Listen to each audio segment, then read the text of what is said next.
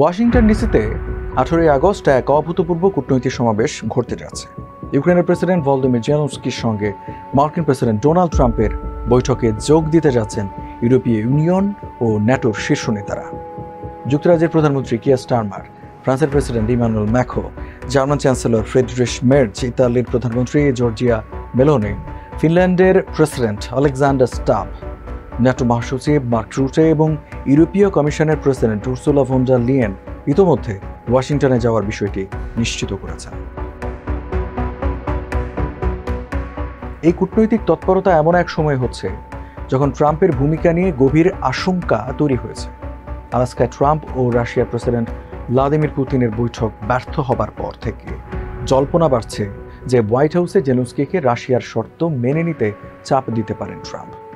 বিভিন্ন সূত্রের দাবি, পুতিন শান্তি চুক্তির অংশ হিসেবে দোনেস্ক ও লুহান্স্ক অঞ্চলের পূর্ণ নিয়ন্ত্রণ চাইছেন এবং তার বিনিময়ে ইউক্রেনের অন্যান্য অধিকৃত অঞ্চল থেকে সেনা সরিয়ে নিতে রাজি হতে পারেন।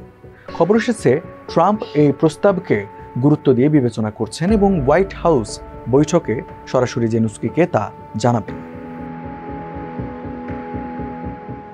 এমন পরিস্থিতিতে ইউরোপীয় নেতাদের সরাসরি ওয়াশিংটনে হাজির হওয়া কেবল প্রতীকী নয়, বরং এটি একটি কৌশলগত বার্তা।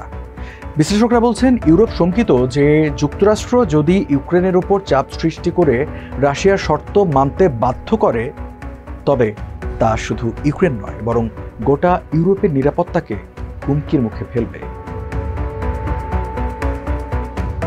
ইউরোপীয় কমিশনের president Ursula von der Leyen রবিবার বলেন, শান্তি অবশ্যই শক্তির মাধ্যমে অর্জিত হতে হবে।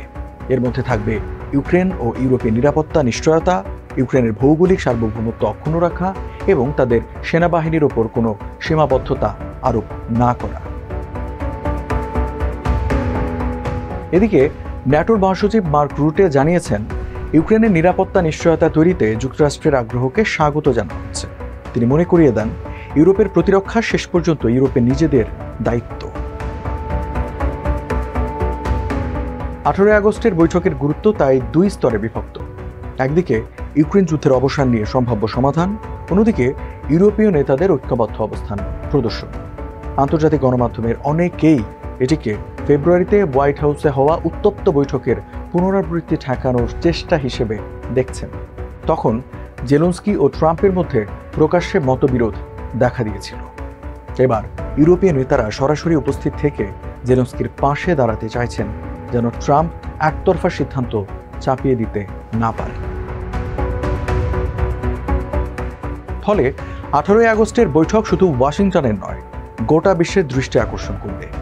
ইউক্রেন যুদ্ধের ভবিষ্যৎ, ইউরোপীয় নিরাপত্তা কাঠামো এবং আন্তর্জাতিক কূটনীতির নতুন ভারসাম্য, সবকিছুর উত্তর লুকিয়ে থাকতে পারে এই বৈঠকের পর্দার আড়ালে।